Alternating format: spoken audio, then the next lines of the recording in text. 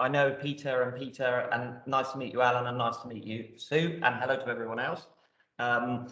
Yeah, thank you. So it's a fascinating experience right now that where we're at, because as we come out of stage 4 or enter, this new stage of coming out of lockdown and into recovery, as a city, we've got to be mindful of those risks and challenges, but underneath that, there's an incredible amount of excitement and opportunity about getting on and doing things and using the challenges and the traumas that we've learned from COVID to build back better, but more importantly, I think, understand who we want to be and where we want to go as a city. So incredibly exciting with a few challenges and a lot of unknowns. But I think we all know that unknowns create great opportunities, and we call ourselves a city of opportunity. So now is the moment to shine and take advantage of this situation that we find ourselves in. So Debbie will obviously talk about, the specifics of what we're doing and then how we can keep safe and how we can then learn to live with COVID. But I think contextually, it's important for us to sort of look at over the next few years, the next few months, as we come out of the immediate pandemic situation that we've been in and move out of lockdown, we're going to start facing a number of new challenges, some of which we don't know what those will be. And what's very important is we keep our minds open to how we solve these challenges and work collectively as we have as a city to move through that. But ultimately, as a vision, from my point of view and from the council's point of view and where we want to go, we see the next 3-6 months into the next 2 years into 2023 as recovery and build, and then from 23 to 25 hopefully winning City of Culture and then delivering that in 25, and then 25 to 30 is where we move into the fast lane and we really drive this city forward on not only delivering our incredible Freeport opportunity, the City of Culture year of delivery and legacy period, but also on that route to net carbon zero of 2050, which is the national target, and all of the opportunities and ideas that can come out of that. So I think, as we emerge right now in the next few months, part of the challenge is to understand what we're dealing with. We had at the end of May 7,800 people on furlough, still in the city. We know that a large number of those jobs are in hospitality, leisure, retail sector, and those will be considerably at risk. Our immediate job as a city is to help protect those jobs as people come back, and then work with the private and public sector and partners to start creating new ones so that we can reduce the impact of COVID on jobs as much as possible and use COVID as much as possible to go that way. So we're trying to flatten that curve a little bit, or at least make sure that it doesn't plummet and keep going south. But ultimately, this is our moment, and I know Peter Taylor and I have mentioned this many times. This is our moment really to shine as a city, to take all the difficulties, all the challenges, and dare I say, there are also situations where other perhaps organisations and cities are still not sure how to move forward. We'll take this moment and really work with it. And COVID has taught us many good things. I think it's taught us the value of community and partnership and understanding and who we are with one another. I think it's taught us how to work much more flexibly, hence this, even though I missed the bacon sandwich from personal. I'm still waiting for the post to turn up, but I'll let you off, James. But also the flexibility and the creativity that we can use from a great crisis, pull ourselves together. And we know throughout history in the last 1,000 years, every great depth of difficulty is followed by great climb of opportunity, and we want to be at the forefront of that. But I think from a safety point of view and from a city point of view, human capital, our people, been really knocked. But once you're that resilient, that you've been that hard knocked by something like COVID, and we're still standing, our resilience threshold goes up to say, actually, how do we use this energy and potential to really move forward?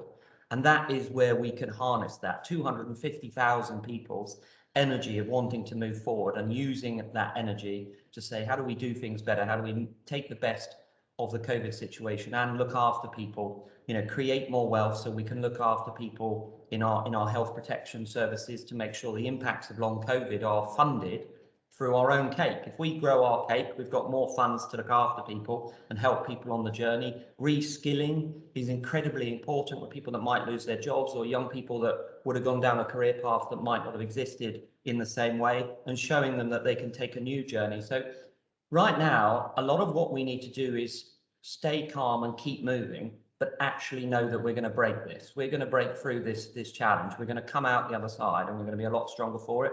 We don't necessarily know what all of that's going to look like. And as a council and as a new council, we've committed our revenue and capital programme to support that. We're taking bold risks because I really believe this is the moment. And I think if there's one thing that we can do, we can be safe, we can be sensible, we can be respectful of others in terms of how we wear our masks or what we do in public and how we behave ourselves. But we can really show to one another, let's go for this. Let's get this city back moving. Let's take this opportunity and let's move forward together without needing to know all the answers, because actually our commitment at the beginning, the one thing that COVID, I think, taught us, we knew we were going to break it, but we never knew how. And here we are 18 months and we've done it. And we've done that through ingenuity, through innovation, through the best of what we do as a city and as a country and globally, because the human spirit is much greater than any pandemic or any negative situation. Let's use that now and let's move forward. And I know Debbie will talk about the specifics of how we do that safely, but I think a lot of our safety that we need to do now is about just being respectful of one another and understanding that people are on this journey as we recover in different stages. So thank you for listening to me. I appreciate it's quite a bit there, but ultimately very much looking forward to working with people, believe that we can do this, and very open to understand how we can help you do the things that you want to do to take that ripple effect and drive it out across the city. And happy to pick up any questions, and I'll hand over to Debbie, who will articulate the situation regarding COVID and the challenges and the safety much better than I will. Over to you, Dr. Chase. Thank you. Many thanks, Leader. And it is an exciting time in terms of those opportunities going forwards. And I think also we've learned a lot from COVID in understanding what the threats are, what the opportunities could be for the future. So as the Leader said, I'm very much focusing on how we move forward safely, but it is an opportunity for us as a city as well, and recognising, particularly as a Director of Public Health now, it's not just the impact of the infection, it's the impact, as Leader has said, on the economy, on people's well-being, on the isolation that people have felt, particularly those that have been clinically vulnerable through this time. So it is very much, as Peter's flagged in the chat, about how we do this together, but recognising that people are going to be at different points in that, whether they want to go forwards or not, particularly for our employees. And also, as Peter's flagged about moving together, I chair a health protection forum which meets on a fortnightly basis. It includes Go Southampton, but also the hospital, care home leads, universities, schools, etc., etc. So all sectors are represented on that forum, so that we are going as consistently as possible forwards and recognising the challenges we face. So I have a presentation and hopefully I'll be able to share it, although sometimes I have issues with my computer, so I'll just make sure I can find it. No, it's not on my list. James, are you able to share it, please? Thank you, that's fantastic. So, excellent. And if we go to the next slide, and we'll make these slides available to everyone after this meeting as well. So wherever we share this webinar on our website, we'll also share the full slide set. I'm going to go through quite rapidly 15 of these slides, but there are 25 here. So there's some additional information here in relation to testing sites, vaccination, COVID champions, which has been a really successful scheme across the city, and would welcome individuals in workplaces being part of that scheme as well going forwards, and other opportunities. But you can look at that further information at your leisure. In terms of the situation in Southampton at this time, we're about 450 per 100,000 population in relation to our 7-day infection rate, and climbing. So it's still climbing in terms of a situation of spread of infection across our community. And you'll see on the right hand side, we have the highest rate if we compare ourselves with our neighbours, but only slightly. It fluctuates with Portsmouth. And that's to be expected, unfortunately, because we know with this third wave, the majority of spread of the infection has been in the younger population, in the sort of 19s to 30-year-old age group, and then dropping down into school age. And you'll have seen on the media, particularly the school outbreaks, which have hit us quite hard in Southampton. And we have a relatively young demographic in Southampton, so lots more young people, hence lots more spread of infection. And you've seen that in a number of university cities and cities where there's a younger demographic. You'll also see the rates at the bottom on the right hand side for those areas which have the highest rates. So treble, maybe even more than our rate at the moment. So we are relatively low compared to other areas. The southeast has the lowest rate across all regions in England, but it's climbing. So recognising that as the context is important. We go to the next slide. So as I said, the highest increases are in those younger age groups. This is broken down by age in terms of infection rate, and you'll see for 10 to 19, 20 to 29, and indeed 0 to 19, that vertical climb in cases. So you've got rates at around 700 per 100,000 population in those age groups. If we move to the next slide. This shows hospital admissions. So although the relationship between community infections and hospital admissions has radically reduced in this third wave because of the great gains we've received from the vaccination, you'll see that we still have a small number of individuals who have been hospitalised in Southampton, and a very small number who sadly are now on ventilation as a result, and it's climbing. So we will see that climb further. Because of the increase in community infections, and we're watching that very closely to see what impact that's having on our health system. But as you can see, the numbers are relatively small. So the double vaccine is making a really big difference to the impact it's having on the health sector and the more severe consequences of COVID. We move to the next slide. In terms of deaths, reassuringly, over the last, I think it's 7 to 8 weeks now in Southampton, there have been no COVID-19 deaths for residents, which is really encouraging. But as you can see, in the totality of the pandemic, almost 400 deaths in Southampton associated. And sadly, as we go forwards with that increasing community infection rate, I do expect a small number of deaths, unfortunately, associated. So it's really, really important that we encourage as many people as possible within our workplaces, families, friends to get vaccinated, to get the double vaccine, because that is 90% plus effective against reducing the risk of hospitalisation. It's not 100% effective, and if everybody's vaccinated, unfortunately, we will still see a very small number of hospitalisations and deaths, but we can keep that number as low as possible by encouraging as many people as possible to get vaccinated. We move to the next slide. And again, this shows that relationship that I was talking about between cases, admissions and deaths.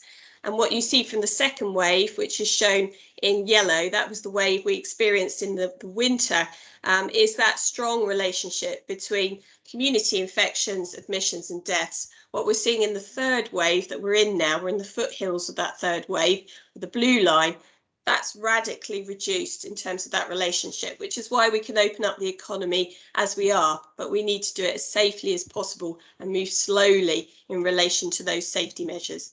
Move to the next slide. So in terms of vaccination, as I say, we've got a relatively young population. So if you compare our figures with the England average, it's lower, but it's lower because if you can imagine, for instance, I've got a 21-year-old, she's still not at that point where she can have the second vaccine, because we've still got that requirement for an 8-week gap between the first and the second vaccine. So our figures show over 70% have had the first vaccine, which is brilliant, and 1 in 2 now have had that second vaccine. And for our younger population, it's much lower. So it's important that as many people as possible get vaccinated as quickly as they can once they meet that 8-week interval for the second vaccine. Move to the next slide. And in Southampton, we've taken a sort of two-pronged approach to vaccination. You've got the mass vaccination sites, so Oakley Road and at RSH, and Oakley Road are now offering a walk-in opportunity as well as appointment-based to encourage as many people as possible to get vaccinated.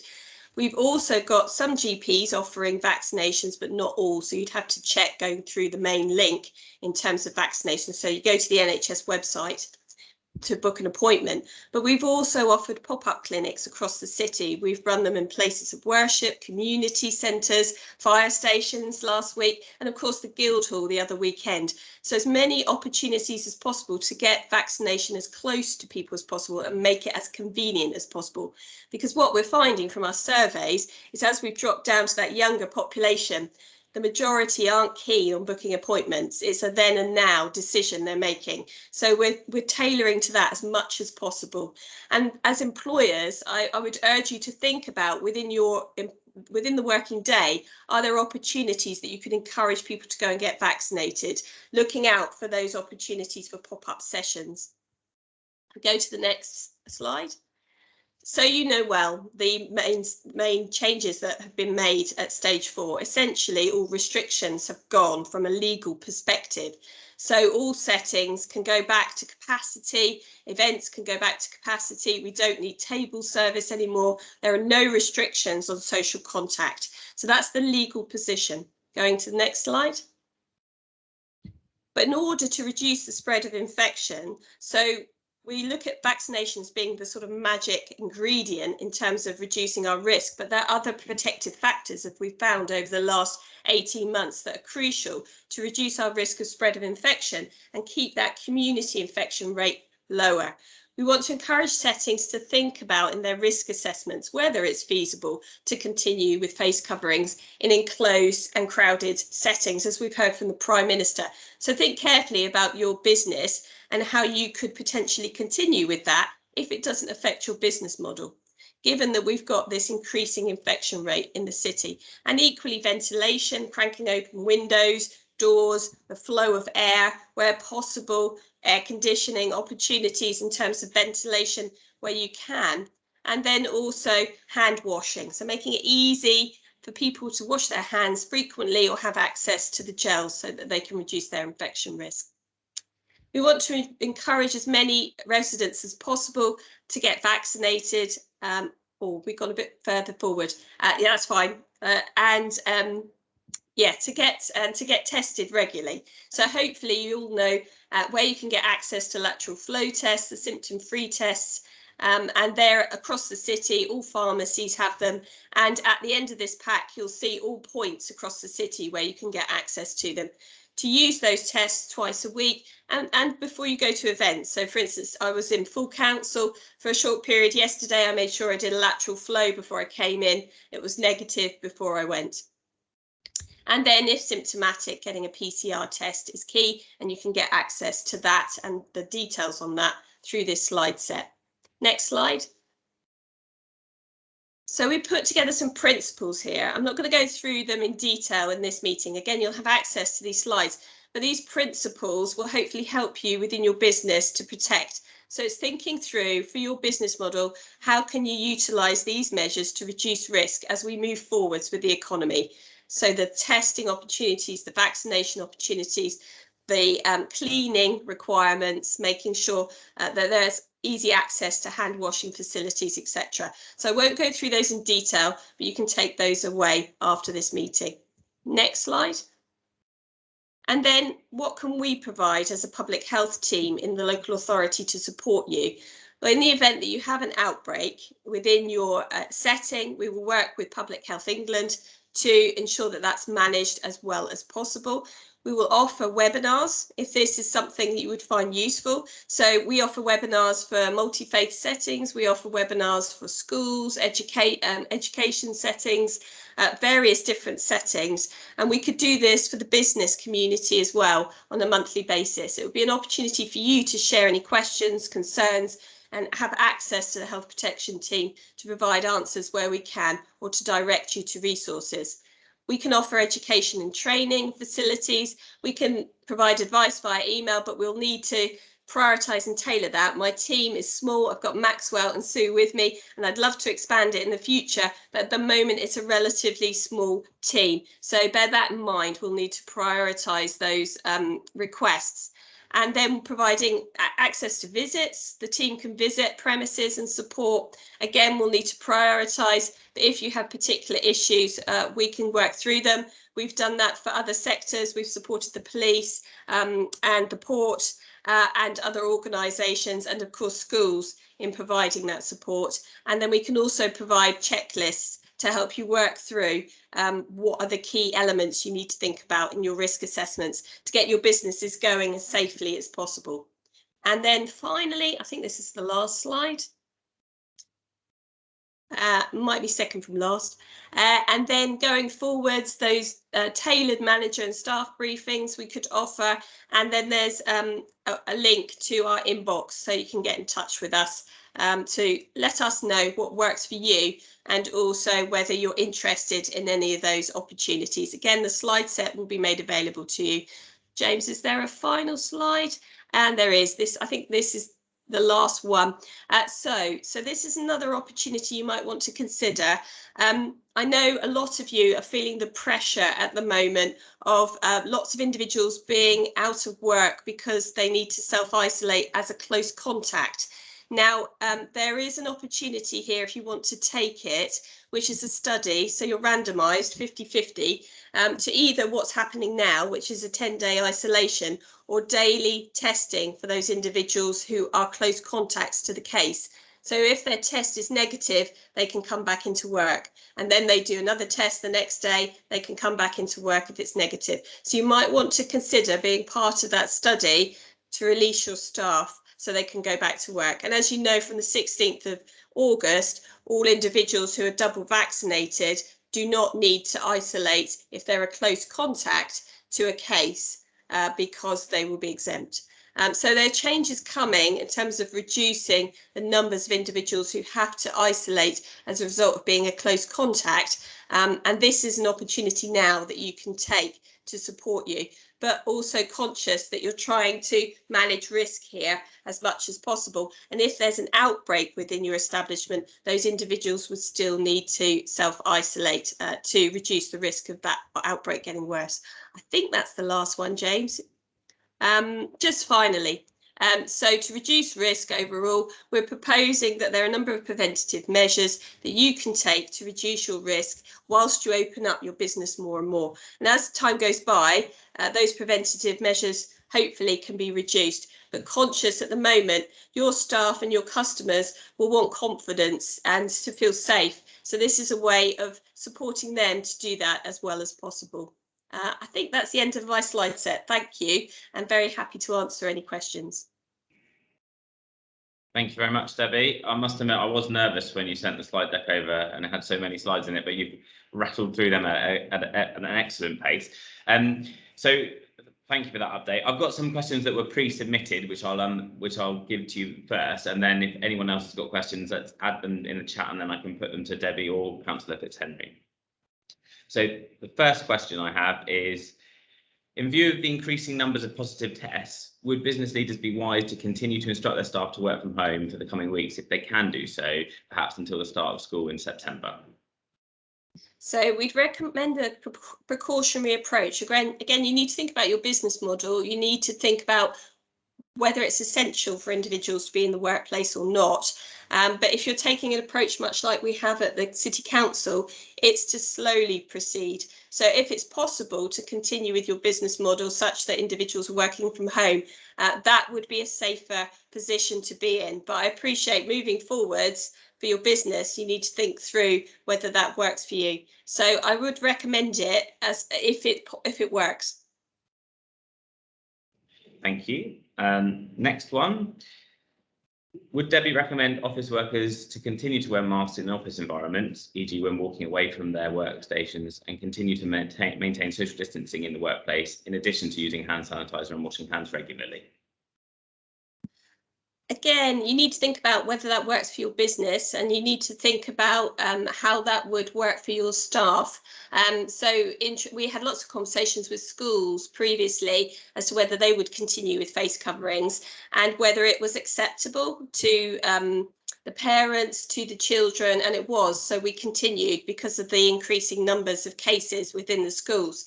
As you've heard from the PM, it's recommended and expected that in enclosed spaces where it's crowded, we should encourage face coverings. And so I'd welcome that. I will continue wearing a face covering when I'm walking through the corridors at the City Council. And that's the approach we've taken for our business. So I very much welcome that. But as you know, it can't be enforced. So that's the challenge you'll need to think through. And obviously reducing risk of conflict between individuals. So I think encourage, recommend, expect, all words we need to use, and it's a culture we need to encourage, but we're just going to have to find our way with this. Thank you, Debbie. Next one is what's your view on desk sharing by staff, and how is it best to manage the risks of doing that? Yeah, I think many businesses are moving to desk sharing now and reducing the size of their premises and then booking individuals into various desks. So I think it's inevitable as a business model, and therefore it's important to keep those surfaces as clean as possible. So a responsibility for the individuals using those desks to make sure they're clean before they use them and they clean them before when they leave. I think that's the key thing really, as a recommendation.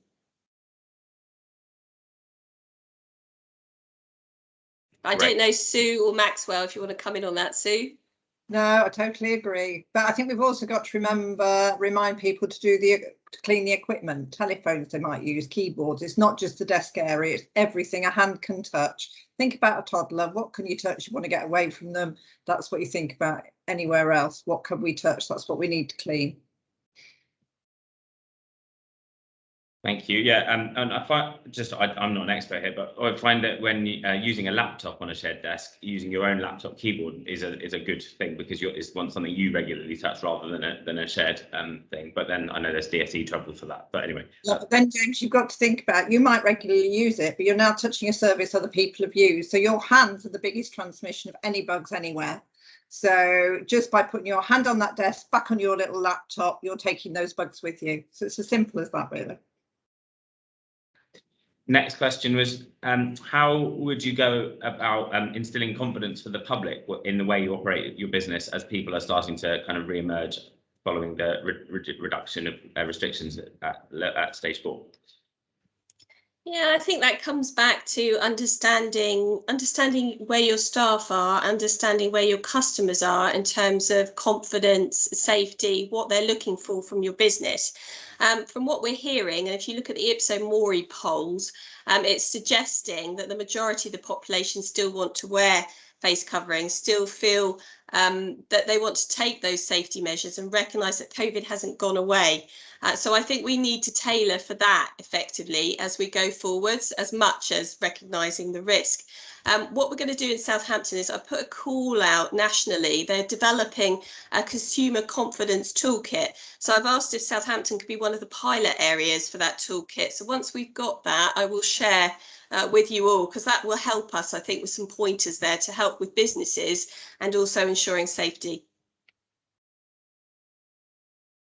Thank you, Debbie. That'd be great, and we'll help get that out to everyone when that's available. Next question. This is a wider one. We're interested in ideas for encouraging those who have disengaged from normal activity during the pandemic because of shielding, anxiety, or whatever, to start social activities again, cinema, coffee shops, exercise, and for volunteering. How do you suggest going about that? That's a tricky one. Sue, do you want to come in on that one? Yeah, just think, I mean, we've got to get their confidence back, but it's not going to come back easily, especially when they see the rates going up so high. So I think we've just got to be patient and just give as much support as we can to everybody to try and encourage them. But if they want to step back, or give them a role that they can do more on, in a protected area rather than going out face to face. So give them backroom sort of thing they can do. They feel wanted, they'll get their confidence. So I think it's very much just taking the slowly approach, because it has affected a lot of people's mental health. Thank you very much.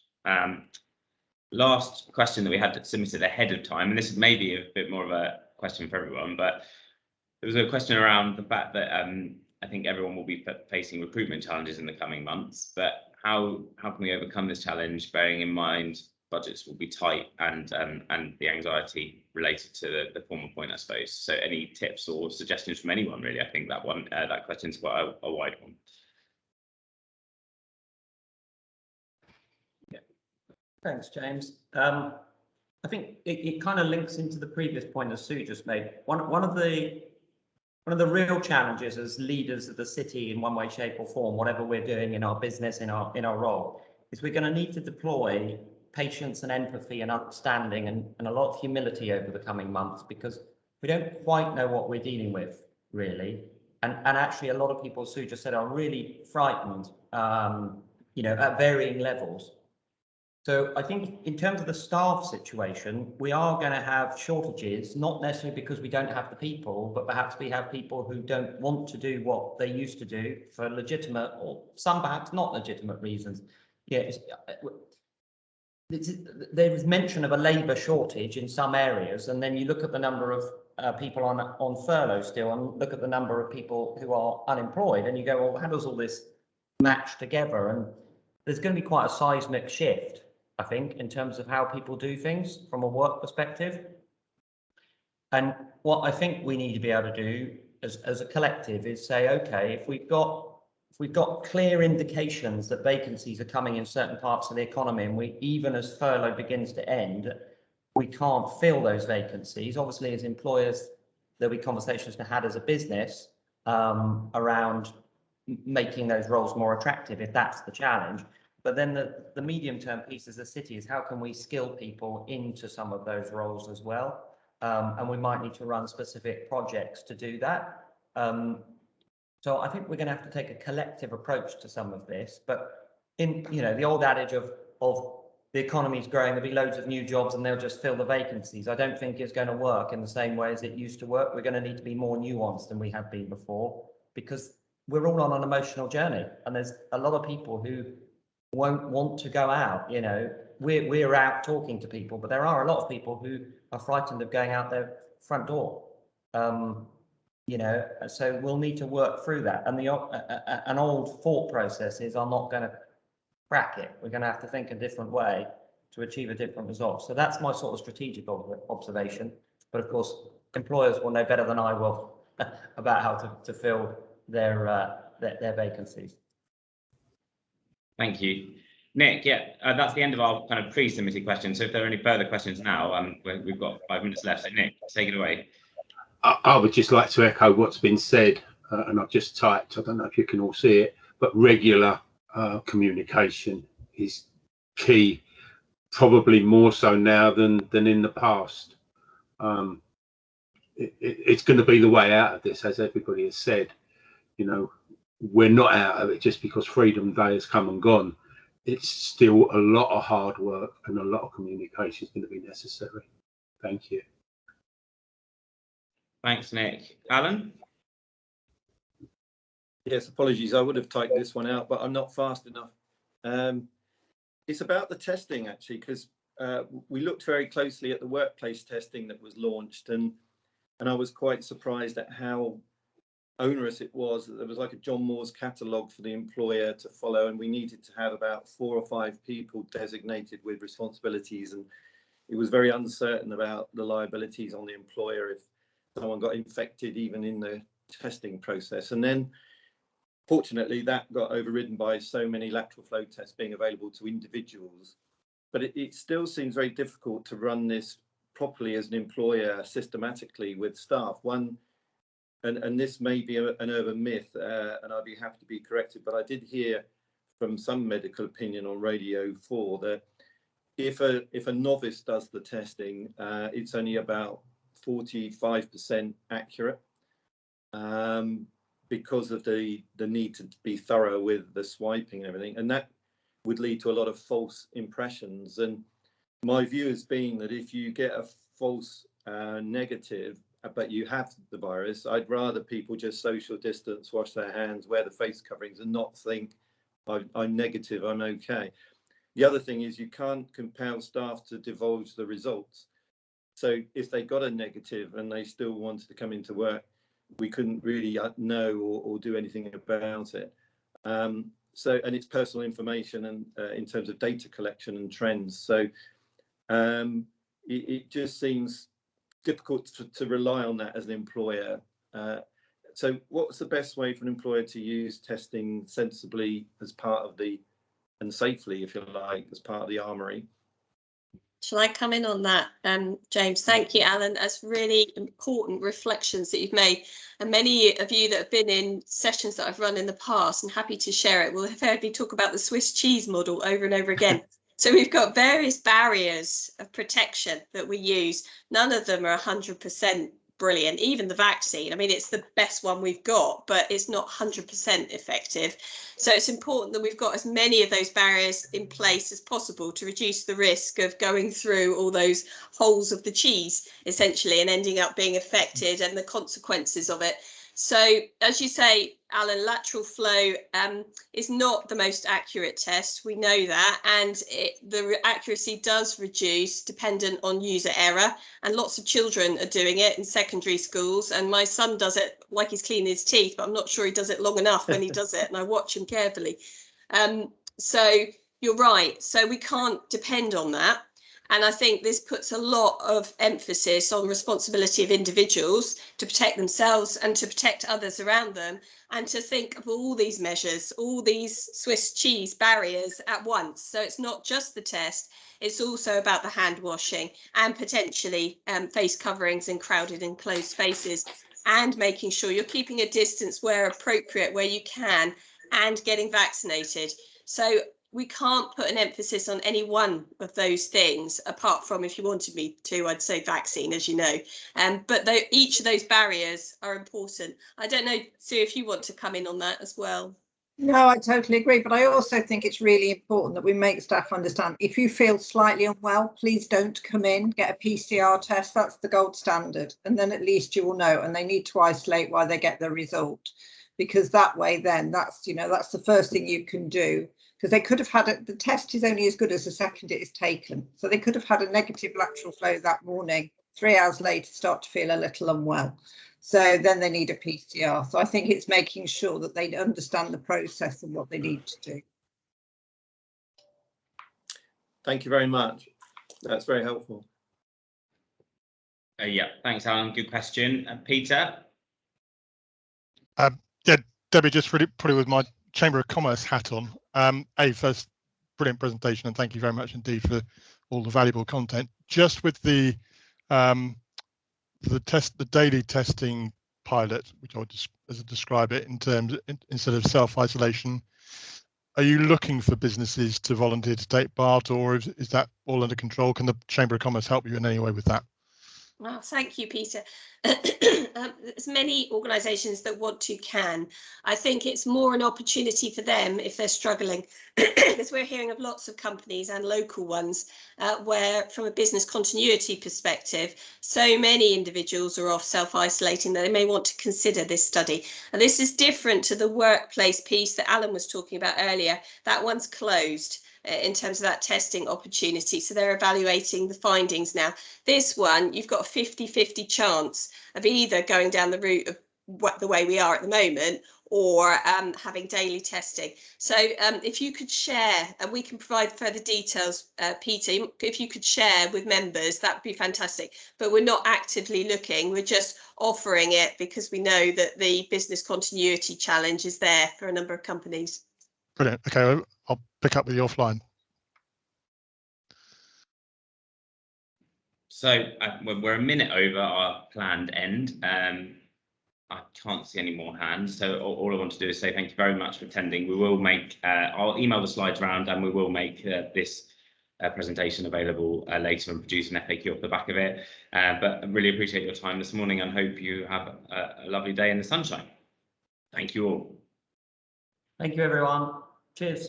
Bye-bye. Thank you very much. Bye-bye.